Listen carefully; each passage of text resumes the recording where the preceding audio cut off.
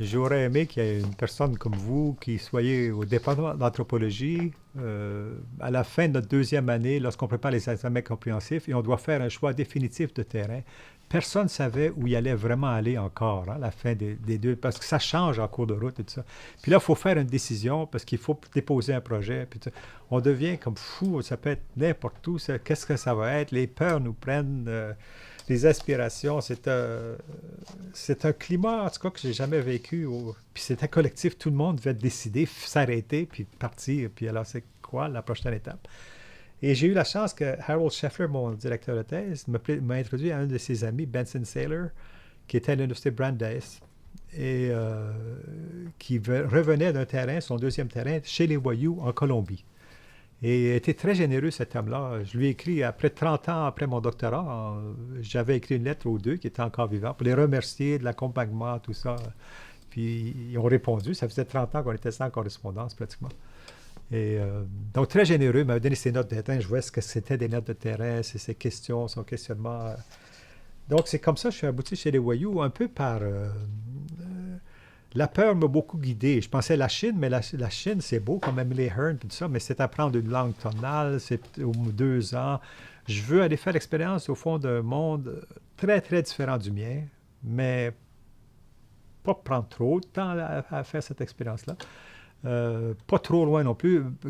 John Bamberger, qui était allé chez Kayapo, je ne voulais pas m'exposer dans la jungle. On avait parlé d'une anthropologue qui s'était réveillée le matin, était dans la jungle. Les gens avaient décidé qu'ils ne l'aimaient pas qu'anthropologue. Elle était disparue en pirogue la nuit. Elle s'est réveillée tout seule.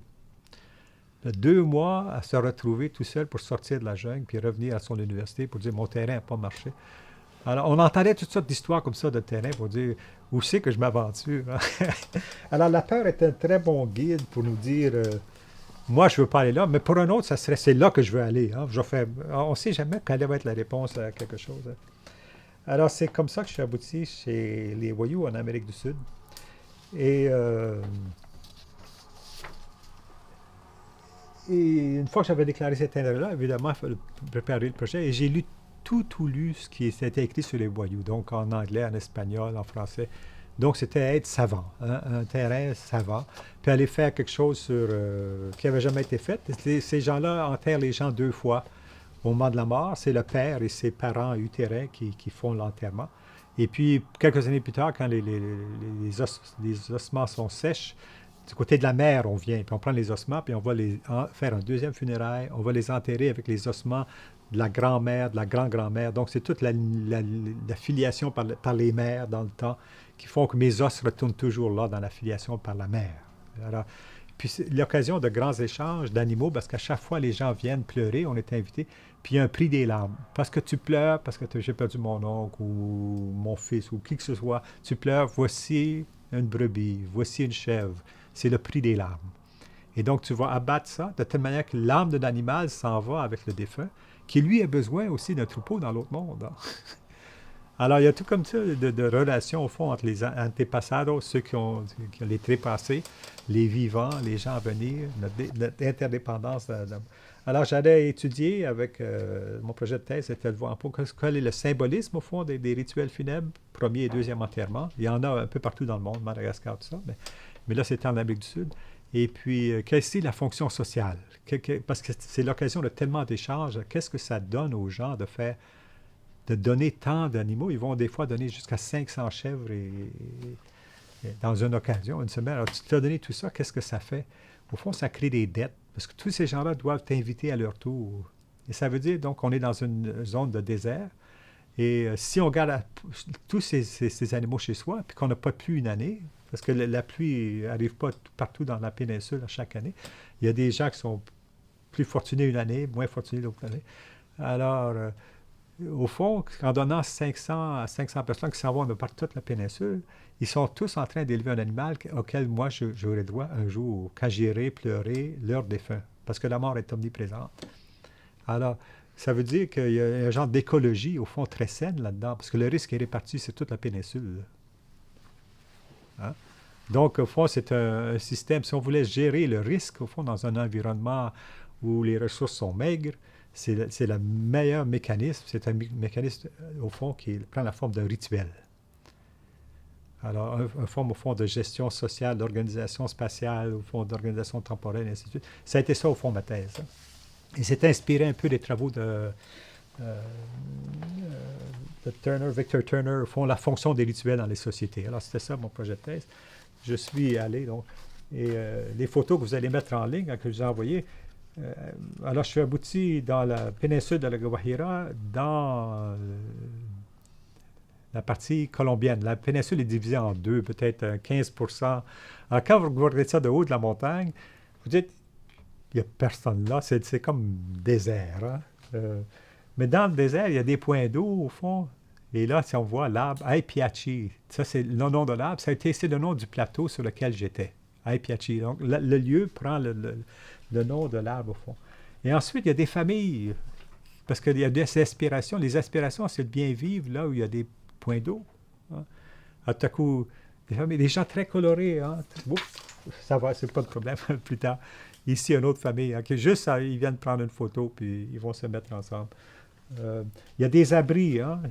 Alors, chaque jour, il fait à peu près 120 degrés le midi. Hein. Alors, le matin, on est tôt pour aller abreuver les animaux, faire des travaux. L'après-midi, on est 3-4 heures dans les abris, hein, parce qu'on socialise ensemble, et ainsi de suite. Des hommes armés, ici, on voit Pehachi. C'était, au fond, l'ancien, l'homme fondateur de ce groupement, au fond. On voit qu'il y a des revolvers à la ceinture. Tous les hommes qui quittent leur maison pour aller dans les territoires limitrophes, au fond, ont toujours le revolver. Lui est le seul sur son territoire parce qu'il est le tolonch. Ça veut dire le taureau de la gang. Alors, lui, il le porte tout le temps sur son territoire. C'est le seul homme armé, mais tous les autres ont le revolver dans la maison et des carabines. On ne s'aventure jamais en dehors de son territoire sans être armé. Il y a toujours la possibilité d'une revanche pour un meurtre, un incident qui a été fait dans le passé. Ici, abreuver, un homme était à la retraite, donc abreuver les animaux. Il faut aller... il faut évidemment abattre les animaux pour se nourrir, hein. Les enfants qui regardent ça, parce qu'ils vont faire ça plus tard. Hein. Avec la saison des pluies, il y a beaucoup d'eau. Ensuite, l'eau descend. Les rivières, l'eau disparaît des rivières, mais l'eau s'enfonce dans le lit des rivières. Alors que les femmes vont creuser le lit des rivières, des fois jusqu'à 2 mètres, pour chercher l'eau qu'il faut, la mettre dans des urnes, les ramener à la maison. Donc, les femmes ont la responsabilité, au fond, d'abreuver la maisonnée et les hommes d'abreuver les animaux. Les femmes qui traient les vaches. Donc, on dit qu'il n'y a pas de pâturage. Je vais vous montrer des photos un peu plus tard. Ce qu'ils considèrent un bon pâturage, ici, on dirait, mais il n'y a rien. Mais ils ont les yeux des animaux locaux. Ils savent ce qui est là. Ici, j'ai une photo de moi comme jeune anthropologue. Comme anthropologue, ma première expérience. Vous voyez, j'ai une barbe à ce moment-là. Hein? Alors, je suis allé sur le terrain avec une barbe. Ça, c'était moi... comme j'étais à ce moment-là, sans savoir que je serais comme ça ici maintenant un jour. Il y avait Los Furios, un marché au sud de la péninsule, donc un marché où il y a des métis au fond, des voyous qui ont marié des Espagnols, des Colombiens, tout ça. Et c'est les marchands, donc, sont bilingues, et tous les voyous de la péninsule descendent là par camion de contrebande pour faire la provision, puis remonter dans la péninsule. On remonte en camion, hein. Alors, c'est des heures et des heures. C'est un désert. Il n'y a pas de lac, il n'y a pas de rivière. Et c'est pour ça que les Espagnols ne sont pas établis dans ce territoire-là. Il y a Riohacha, c'est la dernière rivière de l'agriculture. Après ça, c'est les voyous. Ici, encore sur le terrain. Et puis, les camions qu'on a vus, puis les enfants, l'aspiration des petits garçons, c'est un jour de conduire un camion. Alors,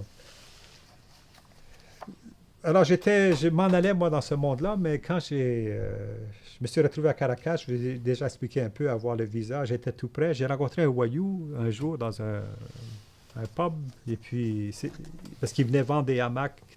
Plus on vend le hamac loin de son pays, plus il vaut cher. Donc, il y a des voyous qui viennent vendre jusque dans la capitale, c'est 800 km. en autobus. Il dit, tu peux venir avec moi? Alors, je m'étais présenté. Ben, c'est bien, oui. Puis j'étais tout excité. Finalement, j'ai une entrée. Là. Je pars de la capitale, je m'en vais dans le pays.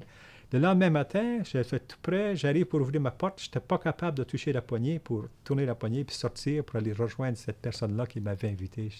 La peur me prit, comme on dit en bon canadien français, la chienne me prit. Hein. J'avais la chienne. Tout à coup, je me dis, demain matin, je me réveille où? Je me brosse-tu des gens? J'ai pas de toilette, j'ai rien. Hein? Une fois que j'étais là, quelques mois plus tard, le matin, c'est quoi, aller aux toilettes? Les hommes arrivent d'un côté de la cuisine, les femmes de l'autre côté, on s'accroupit, on fait notre caca, on le laisse par terre, on va dans la cuisine, on prend un petit café, il n'y a pas de nourriture le matin, un petit café. La grand-mère nous demande, Hamous pour la poigne, comment faire tes rêves? On raconte les rêves, la transition de la nuit au jour. Quand je sors, les cacas sont toutes partis, les chiens l'ont mangé, c'est la nourriture des chiens. Alors, si je sors de ma porte, tout à coup, c'est dans ce monde-là je vais être. J'ai trop peur. C'est trop grand. L'espace est trop grand. La marche est trop grande. J'ai l'impression que je ne peux pas faire ça. Hein. Donc, j'étais paralysé de peur. Et ça a été une expérience forte pour moi. On peut être paralysé de peur. Hein? Ouais. J'ai l'aspiration d'y aller. J'ai ma bourse de recherche, le centre le Conseil de recherche en sciences humaines. Je veux remercier ici. Je peux remercier donc les bourses et puis les voyous aussi. J'ai tout ce qu'il faut, sauf la capacité d'y aller à ce moment-là. Mais l'aspiration était tellement forte, j'ai dit, là, il faut trouver une autre manière d'y aller, moins directe.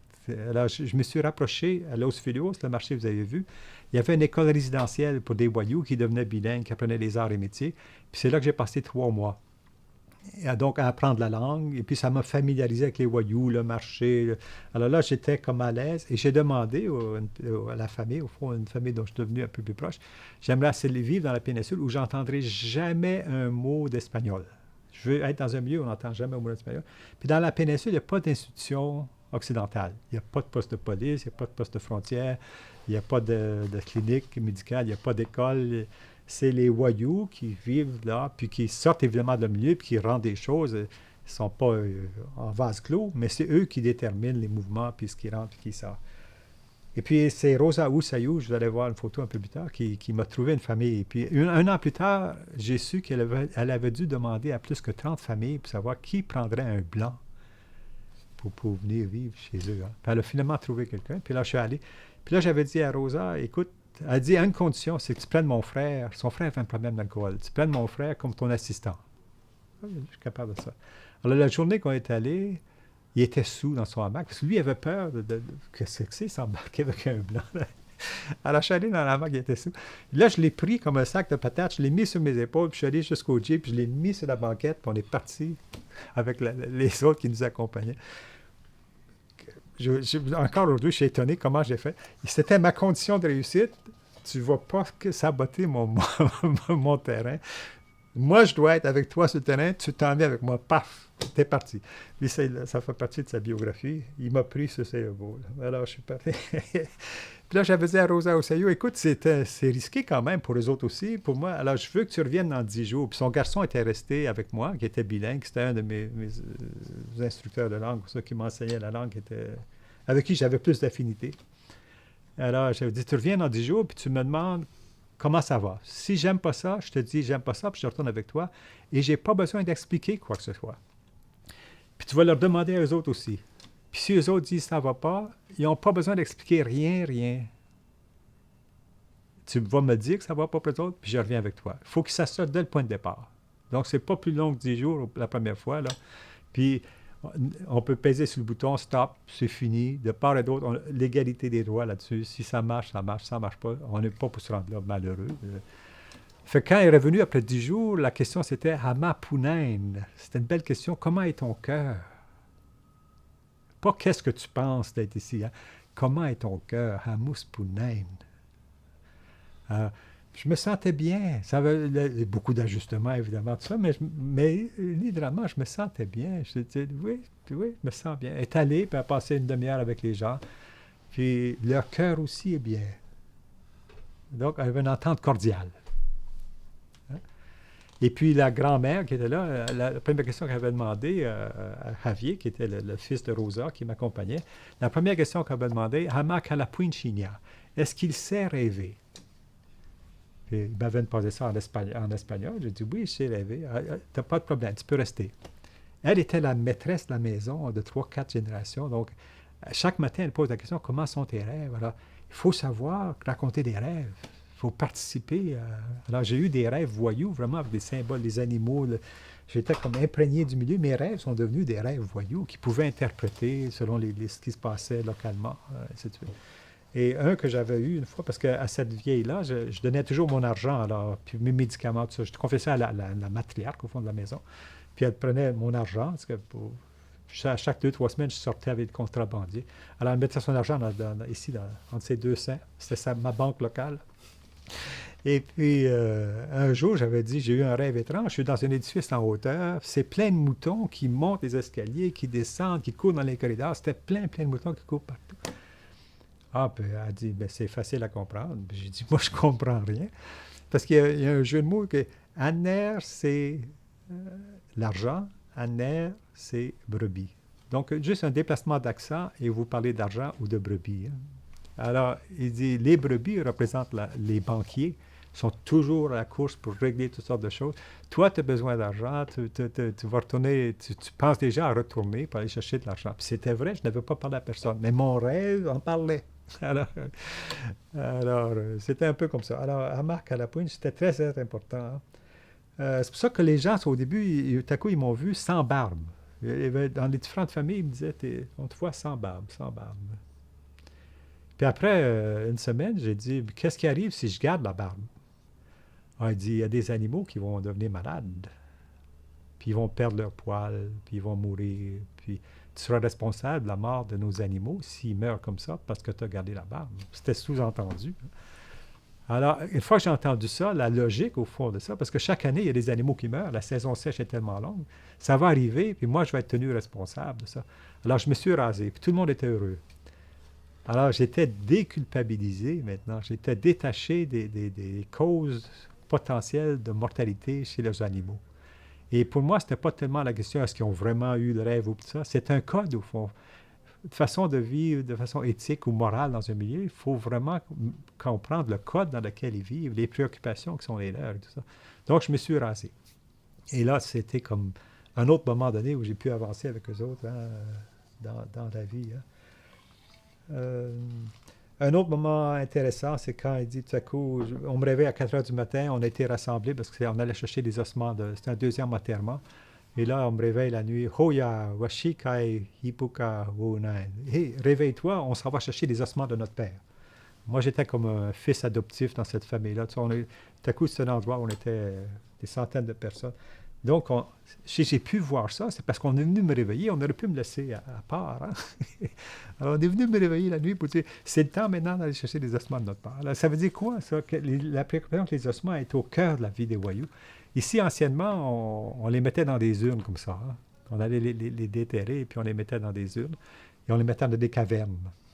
Et quand je suis allé là avec Nectario, le frère de Rosa Oussayou, puis j'ai pris ces photos-là, quand je suis revenu, j'ai presque été expulsé de la famille. Hein, parce qu'on avait peur que j'aie touché ça, puis là, c'est Poulassi. Ça va entraîner la mort parmi nous autres, ça va entraîner la maladie. Hein. Puis là, lui, il a dû argumenter que non, je ne m'étais pas approché, non, j'avais respecté ce qu'il m'avait dit, de prendre des photos à distance, non, j'avais rien touché, non, j'avais pas... Puis là, il a pu calmer la famille. Hein? Mais j'ai passé un cheveu d'expulser complètement, comme mettant la famille en risque. Hein? Donc, la question du risque est toujours là, hein, de savoir, on ne sait pas ce qu'on va faire. Maintenant, on ne fait plus des ossuaires comme ça. On met des ossuaires, c'est en ciment, tout ça. Les gens vont au marché, reviennent toujours avec une brique de ciment qu'ils mettent dans leur ça pour leur tombeau. La femme, ça c'est pour mon tombeau. Elle est déjà rendue à 40 briques. C'est pour mon tombeau. Pour ne pas être un poids sur son groupe. Hein. Ici, on va enterrer un enfant. Alors, imaginez la grosseur des arbres dans ce pays-là. C'est sur le sommet des montagnes, il y a plus d'humidité, de condensation, de rosée, et c'est là que poussent les grands arbres. C'est là qu'il y a du meilleur pâturage. Alors ici, on va mettre un enfant en terre. C'est le père donc qui est responsable de tout ça. Et ici, une occasion où on va sortir des ossements. Donc, c'est des ossements d'un enfant, cette fois-ci, encore une fois, pour les amener vraiment dans un ossuaire où il va être avec la grand-mère, ainsi de suite. Ici, c'est Rosa Oussayou. Donc, c'est elle, finalement, qui a été ma marraine. Sans elle, j'aurais jamais fait de terrain.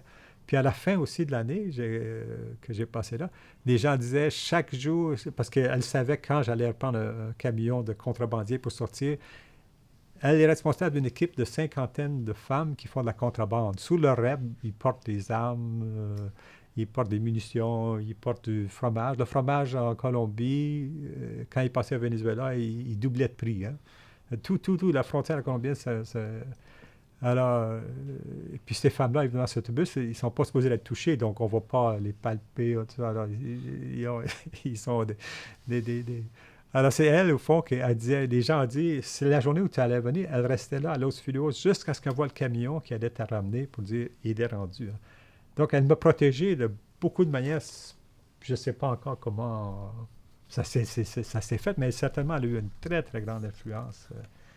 Euh, Ici aussi, c'est un funérail, c'était le seul moment où on tue le bétail. On ne tue jamais le bétail, sauf dans les funérailles, parce que là, on doit nourrir beaucoup de monde, et ainsi de suite. Et donc, on mange ces gens-là. Ici, un groupe qui attend, parce que tous les groupes attendent le moment où aller chercher de la nourriture, parce qu'ici, on va dépecer l'animal, puis chaque groupe va recevoir sa part de viande. Hein. Et ici, un groupe, j'ai pris ça, puis c'est la même année que les Américains avaient déposé une sonde spatiale sur Mars. Puis il y avait des photos de Mars dans Time Magazine, puis ça ressemblait un peu à ça. J'ai dit, où je suis?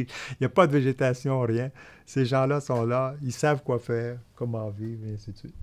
Ici, quand je parlais de bon pâturage, hein, ici, sont encore, les chevaux sont là, c'est un pâturage. L'herbe est jaunâtre, elle a peut-être 10 centimètres, 15, 20 centimètres au plus, hein, c'est leur pâturage.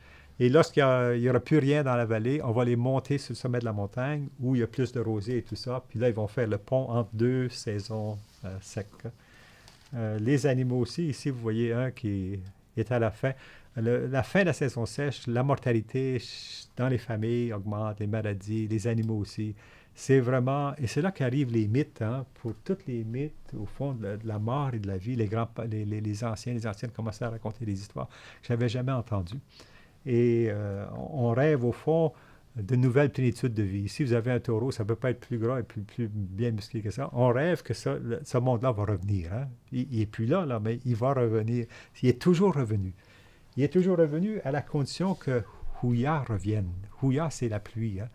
Donc, il y a un genre de rapport de couple entre la Terre, qui est au fond la puissance à l'intérieur de la Terre, c'est Pulowi, qui est elle, qui est la maîtresse au fond de la vie sur Terre, mais qui ne laisse pas son mari venir. C'est pour ça qu'elle souffle, hein, de telle manière que le mari ne peut pas venir féconder la Terre. Hein, jusqu'à ce qu'elle concède, tu peux venir. Et là, les pluies arrivent. Hein. Et le jour où on a senti la pluie s'en est, on est sorti à la rencontre de la pluie. Puis là, on dit, Antushi Houya. Houya est arrivé. On sentait la pluie, on est allé à la rencontre de la pluie. On a marché dans la pluie. C'était le tournant. Hein? Et c'était extraordinaire. Et c'est dans ce contexte-là que j'avais reçu une copie du livre de Michel Perrin, Le chemin des Indiens morts, tous les mythes qu'il avait recueillis, que moi, je n'ai pas recueillis, je n'étais pas focalisé là-dessus. Mais je lisais dans mon hamac ces mythes-là, parce qu'il y avait la version voyou et tout ça. Puis les gens étaient étonnés. Je pouvais faire parler le papier, et puis ils entendaient les mythes des ancêtres. Alors ça, c'est pour eux autres. Puis des fois, ils partaient à rire. Il y avait des choses drôles dans ces mythes-là. Moi, je n'ai jamais saisi ce qu'il y avait de drôle dans ces mythes-là. Et je pense que c'est la limite de notre appréciation des cultures locales. Je pense qu'on la mesure dans le fait qu'on n'arrive pas vraiment à rire au même moment, en même temps qu'eux autres. L'humour, hein? Et Vine des Lauriers a mentionné ça. Au fond, une chose qui manque dans vos ethnographies, c'est votre capacité. C'est notre humour. Vous n'avez pas la capacité de l'apercevoir. Et je pense que c'est vrai. En général, ils ont raison. Ils ont raison. J'en ai saisi des petits aspects, mais on n'arrive pas vraiment à saisir leur humour. Et ça montre, je pense, au fait, on ne sait pas la distance à laquelle on est d'une véritable intégration, d'une véritable pénétration, si on utilise ce mot-là, de ce que c'est qu'une population locale, qui sait rire aussi. Hein? Savoir rire ensemble, ça fait donc du bien. Hein? Donc, ce bien-là, au fond, moi, je n'ai pas pu y participer, mais elle est là. Dans Et qu'est-ce que ça voulait dire prendre des notes sur le terrain chaque jour? Donc, c'était mes cahiers de terrain. Là. Qu'est-ce que j'avais fait? Ce que j'avais acheté, j'avais mon budget, ainsi de suite. Mardi, le 23 mars 76, j'ai fait des bouts d'entrevue. Ici, j'avais une série de volumes. Alors, j'ai juste sorti certains, comme un souvenir, au fond. Qu'est-ce que ça veut dire, des notes de terrain? Euh, c'est ça. Transformé un jour en bouquin. Alors, ma thèse de doctorat, puis je l'ai ensuite voulu traduire aussi en espagnol. Là. Toujours la question qui nous venait déjà dans cette année-là, c'est si on veut faire un terrain, il faut redonner quelque chose aux gens. Hein. Et moi, j'ai traduit ça en partie pour répondre à cet impératif éthique, au fond, pour dire il faut redonner quelque chose aux gens.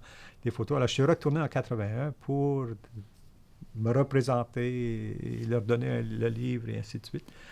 Et tout ça se situait dans le fait que quand j'ai commencé mon terrain, les relations entre les anthropologues du Nord et les populations du Sud étaient très, très troublées par ce qui avait été ce qu'on appelait le projet Camelot. Dans les années 70, l'armée américaine avait dit qu'elle allait financer à grande échelle les recherches en sciences sociales, sociologie, anthropologie, en Amérique latine pour pénétrer ces sociétés-là et les comprendre de l'intérieur pour mieux y intervenir.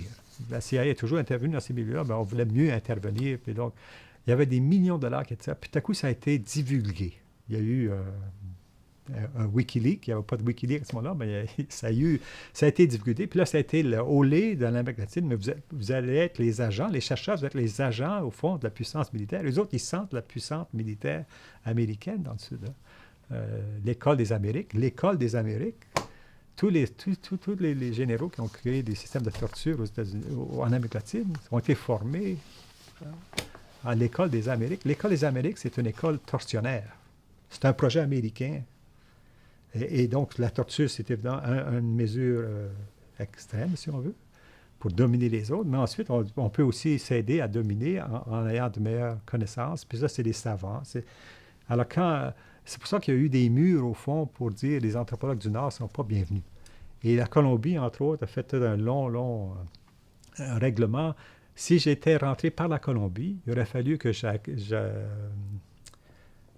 j'embauche un de leurs étudiants qui m'accompagne tout le temps. Il aurait fallu que je laisse tous mes équipements, toutes mes notes, en garder une copie pour moi, mais toutes leur laisser. Ça coûtait une fortune. C'était impossible. Ils ont mis au fond tellement de freins que c'était impossible. Alors Benson Saylor me dit au fond, il faut passer par la Colombie et après ça, tu passes avec les contrebandiers. Les contrebandiers savent comment éviter, parce que c'est leur territoire. Les autres, c'est la frontière des autres. Alors, c'est comme ça que je suis rentré en Venezuela pour ensuite me faire parmi les voyous à la frontière, qui eux autres savaient passer de l'autre côté. Je ne sais pas combien de temps, 2 minutes, il reste 2 minutes. Hein? Donc, ça a été inspiré par quoi? Si le livre est inspiré par le livre de Victor Turner, hein? Schism and Continuity in an African Society, A Study of Nembu Village Life. De tous les livres que j'ai lus dans mon doctorat, c'était l'ethnographie qui m'a le plus captivé. Voici quelqu'un qui avait étudié un village Nembu. C'est la modernisation qui était déjà parmi les Nembu. Les jeunes devenaient des commerçants. Les anciens se sentaient déplacés par les jeunes qui prenaient un nouveau pouvoir qu'eux autres n'avaient jamais fait d'expérience. Il y avait des traditions d'initiation. Il y avait un monde traditionnel. Il y avait des conditions contemporaines. Il y avait un bouleversement. Et toute sa notion de liminalité, sa notion de drame social. Il dit aussi l'attention aux personnes comme individus. Hein, c'est très important. Alors, ça m'avait vraiment inspiré. Puis, au fond, la structure de mon livre, de ma thèse, c'est la structure de ce livre-là. Probablement pas grand monde l'ont remarqué. Mais moi, je le sais, c'est structuré, c'est pensé vraiment. Et Victor Turner est un étudiant de Gluckman, hein, Max Gluckman à Manchester. Les deux étaient athées. Quand il est parti pour les Nembu, il était athée. Puis quand il est revenu des Nembu, il était éveillé à la dimension religieuse de la vie. Puis il est devenu catholique romain. Donc, j'ai aussi dit, un terrain peut nous transformer. Voici quelqu'un qui est devenu très compétent et tout ça, mais qui aussi s'est transformé. Alors, qu'est-ce qui va m'arriver à moi? Je ne sais pas, mais on verra bien en temps et lieu.